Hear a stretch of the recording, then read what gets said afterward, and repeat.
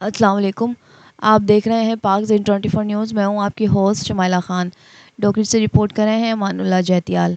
Sindh United party की जानिब से सिंध की सियासी, समाजी और माशी बहाली के लिए सक्खर से सैयद ज़ैन शाह की क़यादत में पैदल मार्च 5वें रोज़ चन्ना पुल से मोइंजोदड़ो डोकरी रोड पहुंचा, जहां एसयूपी रहनुमा साबिर जरवार और जस्कम के कारकुनों ने मार्च किया।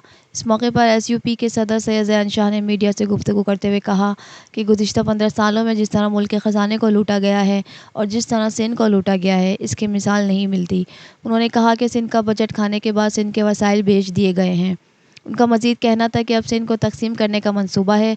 इस सूरत-ए-हाल को देखकर हम सिंध और सिंधी अवाम की सड़कों पर निकल कर आए हैं। एस्टेब्लिशमेंट का नून लीग समेत दीगर जमातों का हुकूमत बनाने का फ़ैसला गलत था।